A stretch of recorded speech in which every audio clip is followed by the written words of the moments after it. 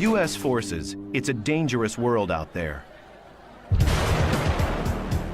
But the American warfighter has someone watching his back, even though he may never have heard the name. Drive past this complex on a street near Washington, D.C., and it looks like any other office building. There's no logo on the outside, no hint to who works here. DARPA, the Defense Advanced Research Projects Agency. It's the R&D arm of the Defense Department. DARPA enables the game-changing military breakthroughs that others dismiss as impossible. If I have an idea for a new tank, DARPA's not going to be interested in that. They're going to say, go to a company that makes tanks. But if I have an idea for a hover tank or an invisible tank, and I can show a reasonable scientific plan to get to that end goal, DARPA's the one who's going to fund that. DARPA has granted National Geographic filmmakers unprecedented access to closely guarded labs, remote proving grounds, and underwater test areas. Do you have a personal camera, ma'am? I do. I'm gonna need that as well. At DARPA headquarters, we surrender our cell phones at the Visitor Control Center. Here's your badge. Then we are escorted to the only room where interviews can be conducted. Sometimes, our questions hit a brick wall. You know what, I don't want to go down that road. Okay, okay. The security reason? Don't want to tell you the secret sauce. Is that something you don't want to talk about? Yeah, can I not talk about that one? Let's not talk about that for now. From developing ways to spot hidden threats in Iraq, to designing hypersonic jets that can fly more than 5 times the speed of sound, DARPA tackles what they call DARPA-hard problems. Where you're looking at a problem that's really difficult, you just say, that's too hard to do. And if you answer the question like that, then it's a DARPA-hard problem. The highest risk possible is when you put resources on something and you have no idea whether it's going to happen. Those are DARPA-hard problems. The problems that are too hard to solve are DARPA-hard, we kill them. The world faces a new kind of terror that has transformed the nature of combat. America's warfighters have an urgent need for new weapons and defenses to fight a hidden enemy whose attacks are unexpected and deadly. He took shrapnel on the neck. Oh, he did. Case in point, how to defend our troops against rocket-propelled grenades. In Iraq, RPGs are a leading cause of combat death. They are cheap to make, fast, and lethal. RPGs can be fired from anywhere and race to their targets in seconds. A seemingly unstoppable threat. DARPA's solution, a revolutionary technology called Iron Curtain. The Iron Curtain was developed to protect lives of people in armored vehicles, light armored vehicles, against threats such as rocket-propelled grenades. Many RPGs are so powerful they can penetrate a concrete wall or a foot of solid steel. It takes an RPG about 1/10 of a second to travel 15 yards to its target. DARPA's team has to develop something fast and powerful enough to detect, track, and destroy it in a split second, just inches from the vehicle itself. But can it be done? At a remote site on the Utah Salt Flats, scientists prepare to test the Iron Curtain system on an armored Humvee. It's about to be subjected to an attack by simulated RPG fire. As the RPG is flying in, the first sensor that sees it is the radar. This is the radar antenna, so they can track the RPG as it comes in. The second sensor that sees it is all along here, there's an optical sensor. And as the RPG flies underneath, we're able to select the exact aim point. The countermeasure then has an effect on the exact point that you want it to. Now, since we can't have explosive countermeasures on the test that we're doing out here today, we use instead a system that we call the diode gun. And we set up the lights in sequence so that they travel down at the exact same speed that the countermeasure would be going. So we can see then, with the high-speed camera that's operating at about 30,000 frames per second, we can see precisely where the countermeasure would have hit the RPG. Today's test will require pinpoint radar detection of the incoming threat and an instant trigger of the countermeasure system. Before the test, the equipment must be calibrated. They aim the air cannon precisely using a laser. Okay, that's good. A little bit to the right. That looks good.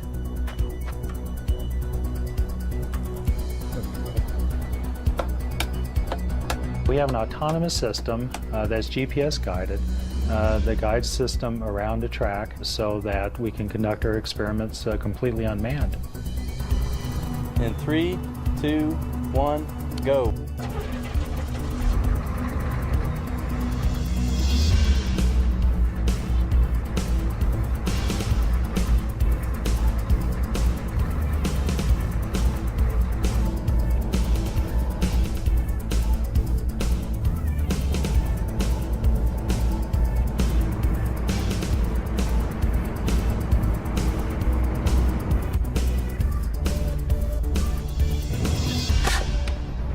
All right, let's watch the high speed. Only by examining the data can technicians tell if Iron Curtain worked in the critical time frame required. Footage shot by their high-speed camera indicates that the sensors detected the incoming RPG threat. The countermeasures would have effectively been deployed in time to stop the RPG in about 1/10 of a second.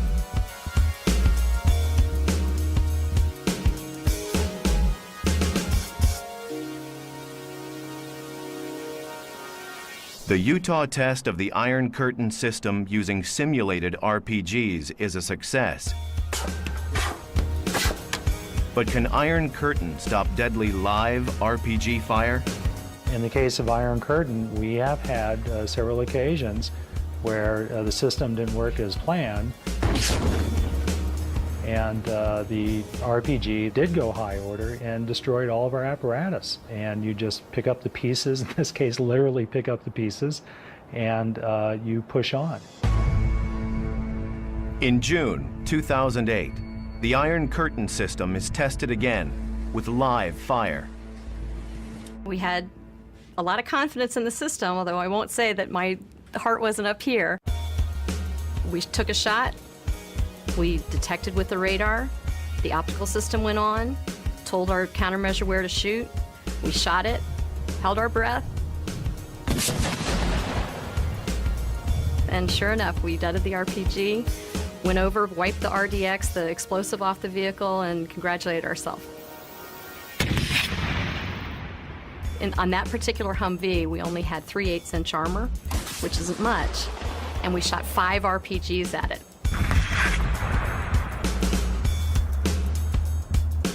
So you can see impact points of 5 RPGs on that vehicle, and obviously we deaded them all. We still have our vehicle. What exactly is the countermeasure dropping to disable the RPG? That remains DARPA's secret. And behind the scenes, DARPA found a way to give our warfighters a futuristic helping hand. On patrol in Iraq, America's soldiers can fall prey to sniper fire. To shield themselves, our warfighters must rely on 30 pounds of body armor for protection. With the rest of their gear, they must shoulder as much as 125 pounds. To give them the extra strength they need, DARPA goes to a place where fact meets science fiction. Scientist Steve Jacobson at Raytheon Sarcos, a leading robotics company in Salt Lake City, is working to create a new breed of soldier with superhuman powers. His creation, the exoskeleton, combines a man and a machine to offer extraordinary strength. If you put 200 pounds of body armor on somebody right now, they're going to walk about 300 feet. And if you put 200 pounds of body armor on somebody wearing an exoskeleton, they can walk all day. The exoskeleton mirrors the human body. A computer network serves as its nervous system. Hydraulic valves and actuators function as muscles. And its skeleton is made of aluminum. The challenge of putting a person inside a machine is a daunting one. When you put a machine around a person, there's all sorts of places where it interferes with your motion. It may abrade your skin. When you first put it on and it's not powered up, it feels very heavy because you're wearing a 200-pound robot, which is a lot of weight. Ready to power up? Power up. As soon as they power it up, all that weight goes away. And suddenly you feel like the Hulk.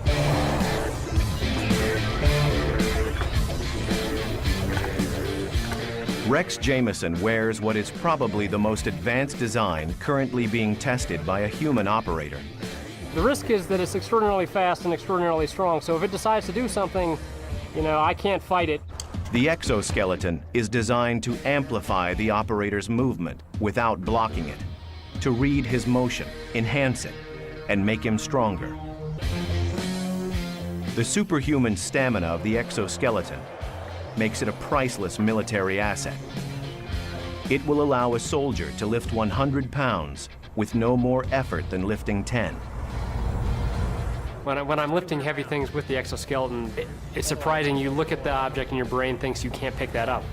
You don't feel any stronger than the exoskeleton, but then you reach out and pick it up and there's no effort at all, and it continually surprises me. It feels like I'm lifting a prop. How much load are you feeling at pulling 200 pounds? Maybe 10 pounds. Moving things is one of the large forgotten jobs in the military, and the exoskeleton was designed to help an individual soldier move boxes all day long without getting tired. A 35-pound ammunition can, a normal man can lift without much problem, but after lifting 20 of them, they're going to get really tired, and it requires no effort on my part, so I could do it forever, basically. By reducing fatigue, the exoskeleton can enhance the combat performance of the warfighter. And the exoskeleton is more than strong. It's light on its feet. The fun part for me about operating the exoskeleton are the speed moves, like the punching bag and the soccer ball. It's very quick and very precise, and surprising given how much power it has, how it can follow you so quickly. The exoskeleton is the best robot in the world right now because there's no other robot in the world that you can climb into, move freely, do work, and not get tired. One of the joys of the exoskeleton is watching someone's face who sees it for the first time. Because to them, this has been science fiction, but all of a sudden science fiction's real. They see a machine on a person, and they know tomorrow's here. The Army is adapting the exoskeleton for supply handling, to help our troops bear the burdens of war. But strength and stamina are not enough. A warfighter's survival depends on locating the enemy. A new DARPA breakthrough answers that need. For our troops, survival means spotting an enemy sniper on a rooftop before he spots you. Where's that fire coming from? When Iraq started, it was very clear in the urban area that what people really wanted was surveillance, but they didn't want it from 10 miles away. They just wanted to know what was on the next block. DARPA's solution, the WASP. It's no bigger than a toy, but looks can be deceiving. The thing I think that makes WASP so unique is it has all the same features that are found in a full-size airplane. It has an altimeter, it has a gyro, it has GPS, it has a magnetometer. All of these things that are found in full-size airplanes are found in a package less than 26 inches and weighs at less than a pound. Each stage or block of the WASP, produced by the AeroVironment Corporation, was supervised by DARPA Program Manager Leo Christodoulou. This is the Block 3 production aircraft. This aircraft has multiple capability with modular payloads, such as this one, which is a high-resolution camera. But it could also have a night vision camera, or indeed it could have an extra battery to give it increased endurance. Think of it as airborne binoculars for the infantry. It has the capability to accomplish complex missions with high degree of autonomy. In cases where it loses communication and has no instructions, it will go to a rally point. It will go to a specific location and wait for you there. The WASP has already proved effective on covert combat missions, where it can be used to help detect snipers or terrorist hideouts. One of the key design objectives of the WASP was the ability for a single warfighter to quickly, efficiently, and easily assemble it and fly it in very short order.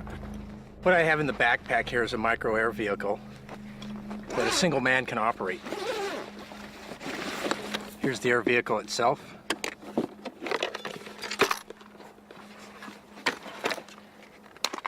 This is a night camera. And this is the camera we use for flying in the day. This is the controller I use to view the video and control the aircraft in whilst in flight. And this is the RF unit which sends up the command to the aircraft and then receives video. I'm here at a test range in California. We're gonna send this armored vehicle somewhere out on the range, way out there, and I'm gonna find it with this.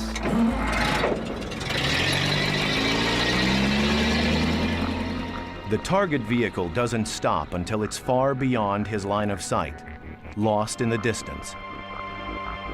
Okay, I've done the pre-flight, system checks are good, and we're gonna launch the vehicle and go find that guy. Powered by an electric motor, the WASP Block 3 can travel at a speed of up to 40 miles per hour. It's capable of flying for 45 minutes to a distance as far as 3 miles away from its operator. So I'm looking down the road here, and we're just seeing where he might have gone. We're looking to the side, left and right. And I'll just keep looking around. I'm in side view camera here, and I'm just looking to see if we can find him.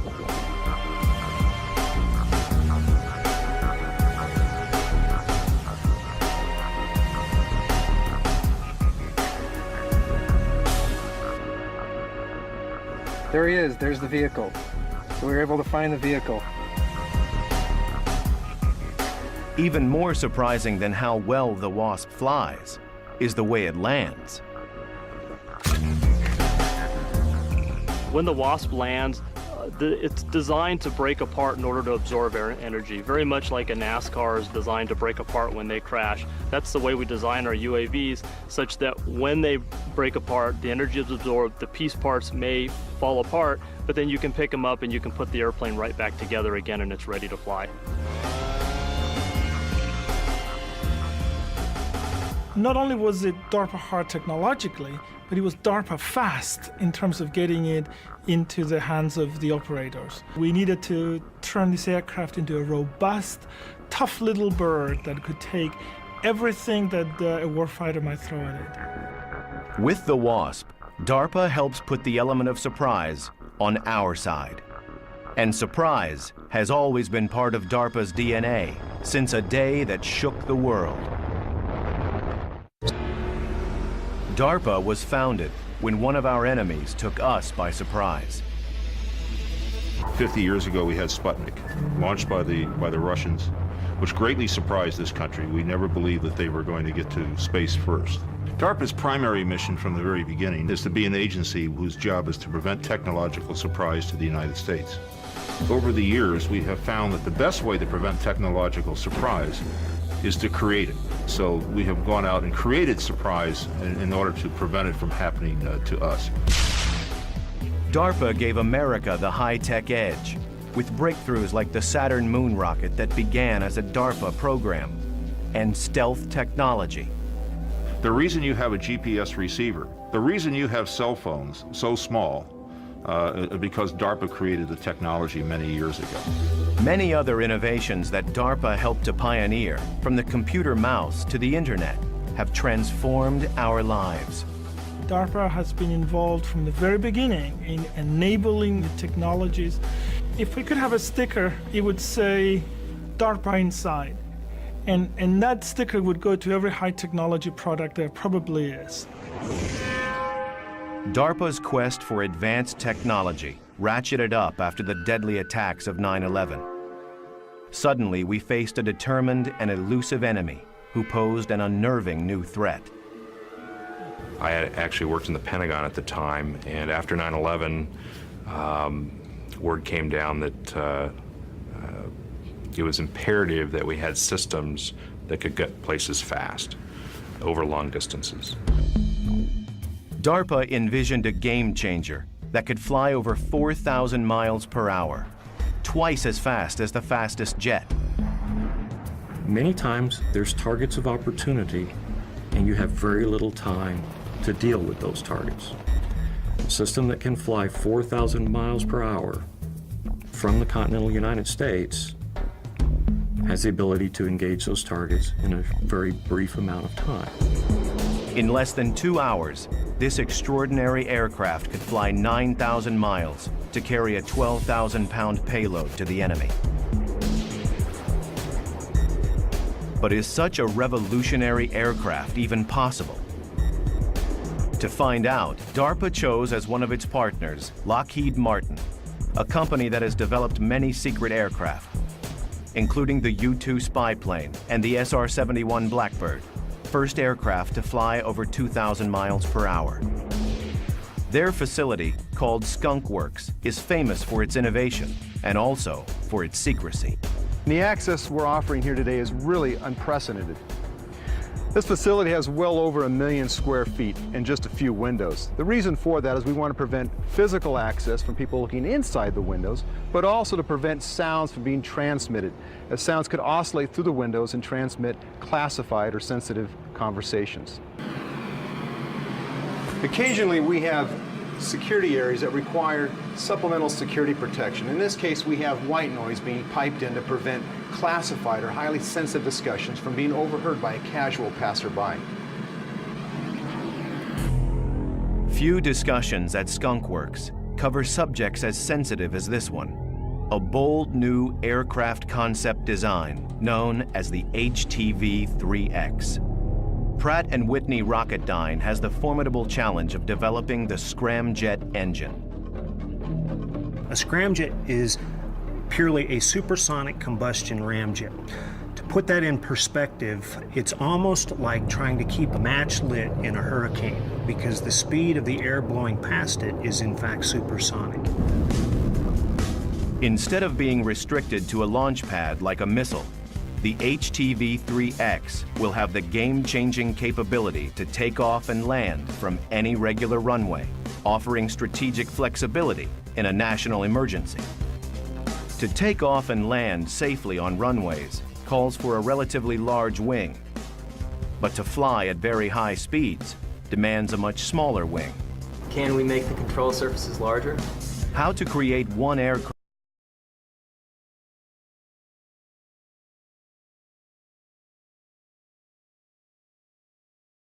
to do both poses a double-edged design problem. We recently returned from the Lockheed Martin low-speed wind tunnel where we tested our low-speed aerodynamics for the HTV-3X. Low-speed testing for the Falcon program is part of making Falcon an airplane as opposed to a missile. An aircraft must take off and land gracefully, which means it must fly at low speeds to use existing runways. And so therefore, low-speed testing of these high-speed configurations is critical. Okay, let's get back together in 2 days and let's see what we got. Move on from there. The details of the Falcon project remain a closely guarded secret, and DARPA scientists intend to keep them that way. While DARPA enhances our potential for hypersonic flight, they also set their sights on helping our combat swimmers. These warfighters often swim long distances to shore before entering combat and risk arriving too exhausted to safely complete their mission. In the animal world, there are some extremely efficient swimmers. And we started looking at those animals to learn how they swim and see if we can transfer the methods that they use over to people. This is a pretty close copy of a penguin wing, elliptical in profile. It was actually a failure. Didn't work at all in this case. This wing is very similar to what you'd find on the back of a whale on its tail. Very efficient, very hard to manufacture, so we actually designed it out. And finally, this wing has the aspect ratio of the whale's tail wing, but without the bumps on the front. This is our finished wing, our finished product here. Something easy to produce, but performs just as well as the nature-inspired wing there. The resulting device, called Power Swim, harnesses human muscle for swimming as never before. With swim fins, A combat swimmer burns 400 calories an hour, but with Power Swim, he burns less than 100. DARPA program manager Jay Lowell shows how the Power Swim device operates. The way this works is you buckle this into your leg. You have these springs that help maintain the angle of attack of the wing appropriately, and this back stabilizer foil, which gives you something to kind of push against with your lower part of your leg. And you're essentially going to bend your knees and drive this spar away from and towards your body. When you're doing that, the foils are catching the water. It propels the whole device forward. At the Naval Surface Warfare Center in Maryland, Jay Lowell has set up a speed comparison test. A diver using Power Swim against a barefoot diver and one with swim fins. The three swimmers move into position for the race. An underwater signal serves as the starting gun. Like a shot, he's taking them even from the start. Look at that. The diver with Power Swim finishes first. The one with swim fins is left behind. And the barefoot one isn't even close. The reason we feel that the Power Swim device is a very significant advance, perhaps the most significant propulsion advance since the swim fin, is that we've managed to improve the efficiency of that diver from 10% to 75% efficient. Anything that we can give the Marine that'll get him to shore 50% faster while reducing his workload 50% is going to ensure that he is completely mission capable when he reaches that shore. Power Swim allows combat divers to swim up to twice as fast and 4 or 5 times farther than before without getting tired. It means they can be dropped off at greater distances from shore, so they're less likely to be detected by the enemy. But this creates another problem.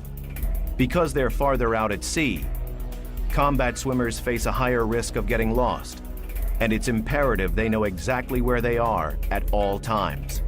To solve this new DARPA hard problem, the agency developed another breakthrough, the Tactical Underwater Navigation System, or TUNS. The TUNS unit combines an advanced compass and depth gauge with a state-of-the-art sonar system, giving the warfighter his exact position at all times. The thing that's nice about DARPA is there's no limits to what you can try. The sky's the limit, and no idea is a stupid idea. And so all that does is set all these projects up for success in the long run because they listen to everybody. DARPA innovations enable our combat swimmers to steer a safe course through hostile waters. And in Iraq, DARPA is helping our warfighters to face their deadliest threat. Improvised explosive devices, or IEDs, have killed over 1,700 Americans and wounded many more. They can be buried by the side of the road, hidden in ordinary objects, and triggered by cell phones. IEDs pose an invisible and ever-present danger.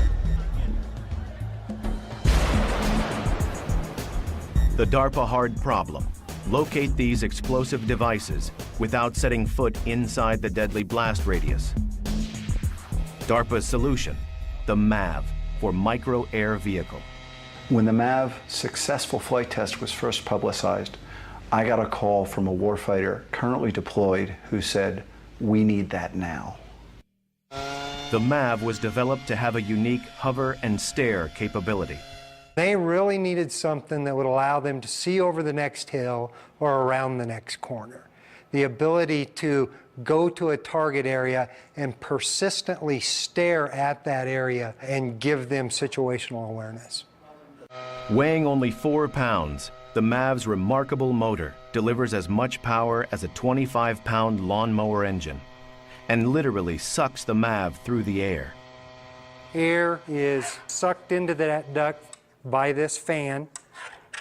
That's creating the aerodynamic lift. The ducted fan air vehicle configuration provides vertical flight capability. Plus, it has no exposed moving parts for safety around soldiers, Marines, and airmen. It can actually fly backwards, forwards, anything it needs to do to compensate for the wind and to put its sensor on its target. The MAV's sensors include a camera that can detect and recognize man-sized targets at more than 800 feet in daylight and more than 400 feet at night. But today, Honeywell Program Manager Vaughn Fulton and his team will determine whether the MAV can locate a much smaller target, a concealed simulated IED. In a nearby control center, technicians monitor the MAV's data.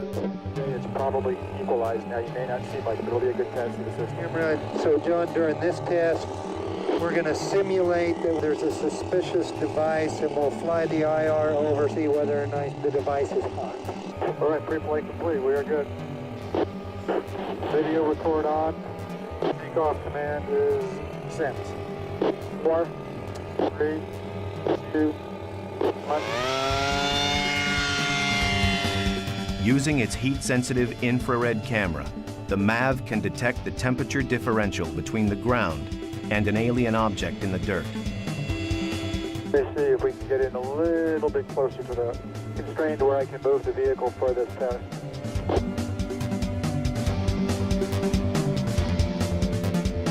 They spot their target. The MAV's infrared camera detects what the naked eye cannot. Definitely something man-made, different temperature than the surrounding area, so certainly something that you would want to go investigate.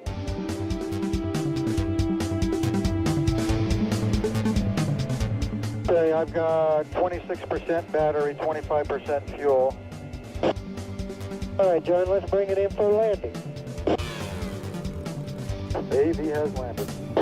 The MAV brings a game-changing technology to the battlefield, something the enemy has not seen before and a capability they're not ready to combat.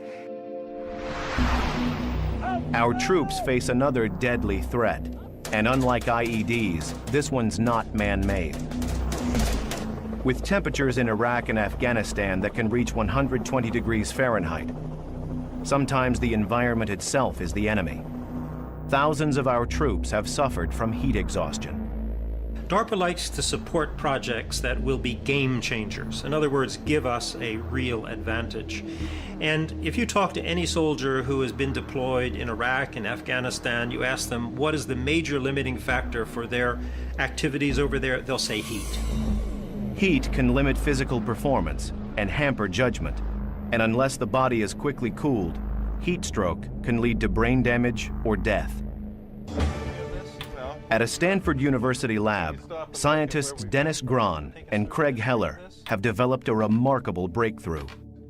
We have to be able to run experiments under realistic conditions. We're not in Iraq, so we have a hot room, and then we simulate battle conditions by the clothing that is worn. A biological chemical warfare suit, heavily insulated for protection, offers the worst-case scenario for overheating in battle. Now what this is going to be a device that will measure your body temperature at the level of your heart, because all blood coming back from all regions of the body comes to the heart. So that's the best integrated temperature of your body. So when you get this all the way up your nose, the end of it is going to be right at the level of your heart. And for good measure, how about a helmet? Okay, so now we're going to go into the hot room. And hot room is at 42 centigrade, that's about 108 Fahrenheit, so a nice cool day in the desert. Okay, Steve, we'll use the treadmill here on the left. Treadmill up to a 13% grade now. Pretty good workout. Well, we have Steve exercising in the heat, and we're going to leave him in there exercising until his core temperature gets up to 39 degrees. That's about 102 Fahrenheit. So would represent a healthy fever.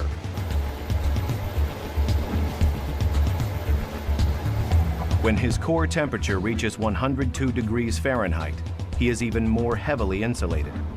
Okay, Steve, we've now simulated full biological chemical warfare gear by insulating your hands, which would normally be covered with gloves, your face and head, which would be covered by gas mask, goggles, helmet, and your feet, which would be covered by boots. How do you feel? Kind of warm. Kind of miserable, huh? Okay. Steve is left to rest in the hot room, but his temperature still hovers at a feverish 102 degrees Fahrenheit. Okay, Steve, time's up. So let's make you feel a little bit better. Craig will cool Steve off using a revolutionary device. They call it the glove. The gloves are activated, so now we can see how much heat we can actually suck out of your hands. All right, looking forward to it. The cool water, which is perfusing this metal cylinder, is going to take heat away from your hands. The hot blood is coming into your hand. It's being distributed in this big network of blood vessels just under the palm, and that heat's being transferred to the metal cone. The cool blood is going right back to your heart and being distributed through the core of your body. Feels good. Even though he is heavily insulated, as the cool water circulates through the glove, Steve's temperature immediately starts to drop and will soon reach a safe level.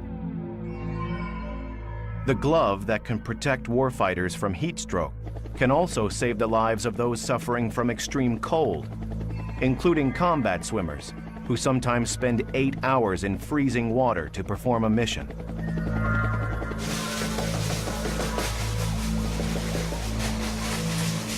How are you feeling at this point? Feeling a little bit cold. Dennis Grahn is testing whether he can stop research assistant Tim Wolf from shivering. Even in the chill of an ice bath that simulates the extreme cold a combat swimmer must survive. Let me see your hands here. Yeah, you can feel they've pretty much closed down. Let's take a look at the palm on the infrared here. Your face is cooling off pretty well. Your nose is definitely shut down. Okay, you reach over and feel your ears compared to the rest of the skin temperature, and they're very much colder. Your core temperature is starting to fall down now, and you can see it's a pretty decent decline, so I think that it's about time to start putting some heat in and see what happens. I'm not going to complain. Will that work for you? The way we're going to do it is stick your hand into this little device here that creates a slight negative pressure. What that does is it draws blood into your hand. And so you've got your arterial blood flow out through here, being warmed up in these heat exchangers, and then going right back to your body core, where it's circulating around, and the heart delivers it to the core organs. Okay, and you look on the infrared, you can see little spots on your arms are starting to warm up, like right there in your elbow region. Superficial veins are starting to light up as the warm blood returning to the heart is warming the tissues as it passes through. It only took about 30 seconds or a minute before I started to feel a lot more comfortable. I feel a little cold still, but I'm not shivering, which is a good thing. I think that if this was a real situation and I was really stuck in cold water like this, that these things would be a real lifesaver. As dangerous as the physical stress of extreme environments is the mental stress of combat. There too, DARPA readies the warfighter to step into harm's way. To help our troops prevail in the second-by-second ordeal of combat, DARPA experts have developed a remarkable innovation in mission rehearsal. You're being transported out to the area. On the way there, you open up your laptop, and now you see a full 3D recreation of the area you're going to be in. You've never been there before, but it's been built up from you from actually accurate data, so that when you land on the ground, it feels like you've already been there before. The real-world 3D simulation combines the latest satellite data, ground photographs, and drone footage for a depiction of the combat site so accurate the warfighter can rehearse his mission as never before. Just the ability to be able to travel the terrain in a mission set in a virtual environment is invaluable. Walking terrain you've never seen before has its own hazards, but if I could have just the rehearsal of walking the terrain, that's tremendous. The real-world 3D simulation gives the warfighter an extra edge to avoid deadly surprises in combat. Another critical operation for troops is intelligence gathering through surveillance missions, but flying over enemy territory is extremely dangerous. A recent DARPA breakthrough, the A-160, can conduct surveillance at high altitude over long distances without placing a human life at risk. The A-160 does not have a pilot in the traditional sense. The people in the ground control station, including myself, have control over the bird through a data link where we give it airspeed, heading, velocity commands.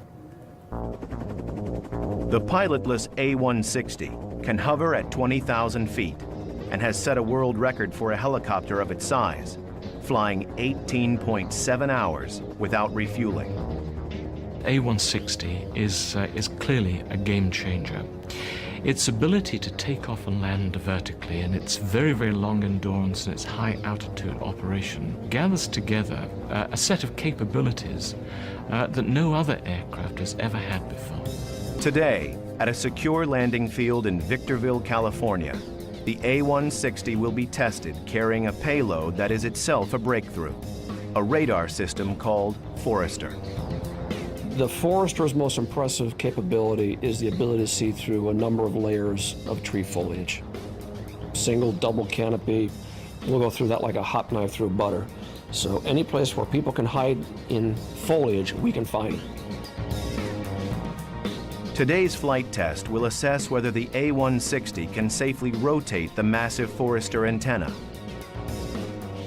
Can the A-160 deploy the antenna for radar detection at various angles without endangering its stability in flight?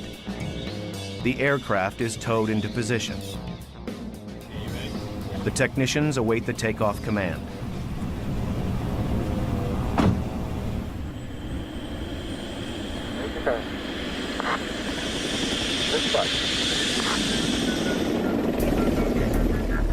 Shadowed by a chase helicopter, the A-160, carrying the Forester antenna, climbs to its programmed altitude for the test to begin. Altitude, 5,000 feet. Can the pilotless aircraft remain stable as it deploys the radar antenna for the first time, subjecting the aircraft to maximum torque? It's time to find out.